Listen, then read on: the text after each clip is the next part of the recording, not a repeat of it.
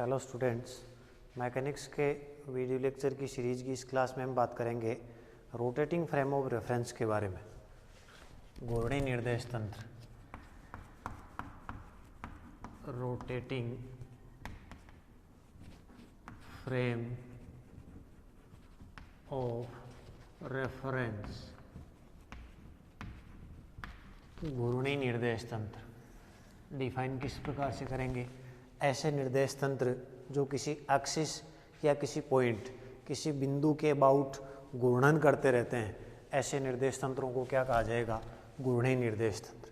जैसे आपको पता है पृथ्वी है, वो एक घूर्णी निर्देश तंत्र है। पृथ्वी उत्तर दक्षिण से गुजरने वाली अक्ष के रेस्पेक्ट में पश्चिम से पूर्व की ओर, वेस्ट से ईस्ट की ओर घूर्णन करती रहती है और अपना एक चक्कर है वो कितने टाइम में पूरा करती है? 24 घंटे में पूरा करती है। अब अपना यहाँ मेन पर्पज ये है कि घूर्णी निर्देश तंत्र जो होगा वो कैसा निर्देश तंत्र है, और उसमें अगर कोई कण है वो विराम अवस्था में है या गतिमान अवस्था में है तो उस पर कौन कौन से बल कार्यरत होंगे या किस प्रकार के बल कार्यरत होंगे। तो नेक्स्ट हम बात कर रहे हैं नॉन इनर्शियल फ्रेम एज अड़त्वीय निर्देश तंत्र एंड स्यूडो फोर्स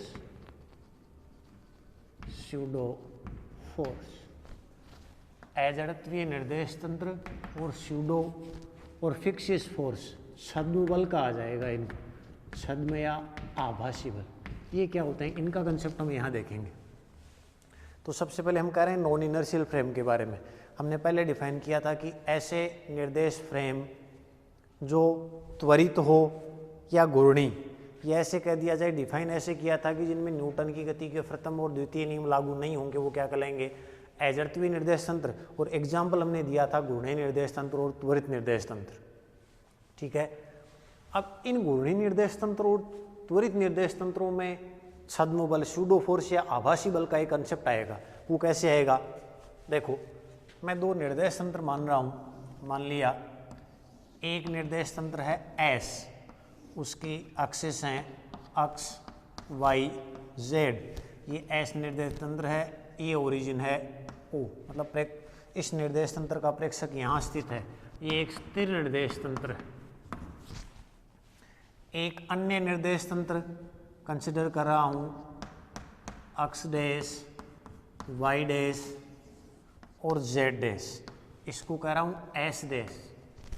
और ये एस डैश निर्देश तंत्र एस के सापेक्ष धनात्मक अक्ष की दिशा में एनोड त्वरण से गतिमान है। ये इसका त्वरण है, इस त्वरण से गतिमान है।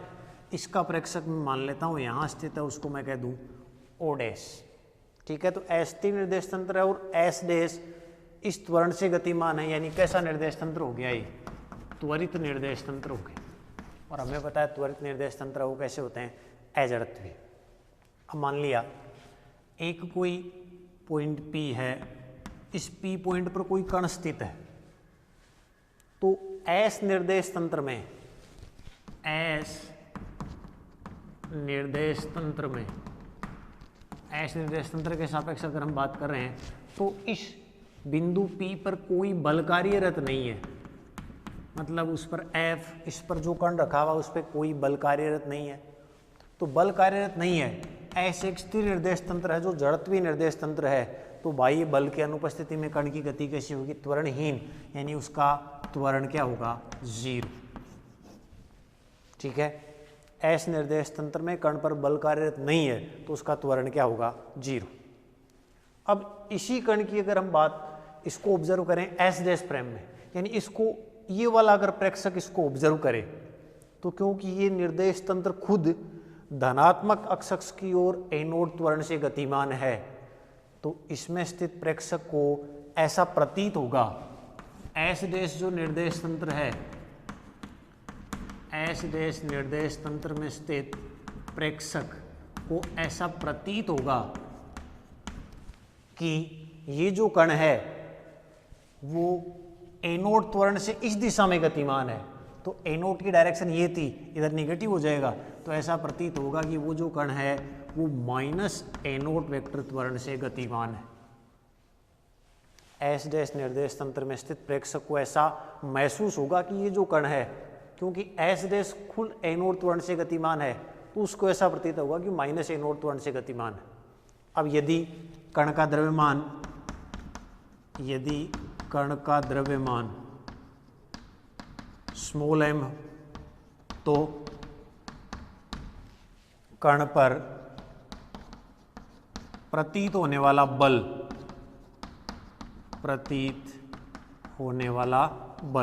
किसको प्रतीत होगा? एस डैश निर्देश तंत्र में स्थित प्रेक्षक को वो क्या होगा?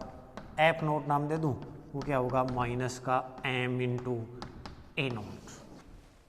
यानी एस डैश में स्थित प्रेक्षक को ऐसे लगेगा कि इस कण पर ये बल लगता हुआ प्रतीत हो रहा है। इस बल को क्या कहा जाएगा?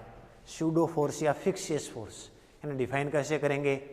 ऐसे बल जो वास्तव में किसी कण पर कार्यरत नहीं होते, बल्कि निर्देश तंत्र की त्वरित गति के कारण वो उस पर लगते हुए प्रतीत होते हैं, उन बलों को क्या कहा जाएगा? छद्म बल। ठीक है। अब त्वरित गति किसकी थी? निर्देश तंत्र की। यानी इन जनरल ये कहूँ कि ये त्वरित या कह दो घूर्णी निर्देश तंत्रों में ऑब्जर्व होंगे, क्योंकि एस जो स्थिर निर्देश तंत्र था उसमें कोई बल महसूस नहीं हो रहा था, जो त्वरित होगा उसी में होगा। तो छद्म बल का जो कंसेप्ट है वो त्वरित निर्देश तंत्रों के लिए है। अब अगर ऐसा मान लिया जाए कि यदि एस निर्देश तंत्र में कण पर बल लगे, यदि एस निर्देश तंत्र में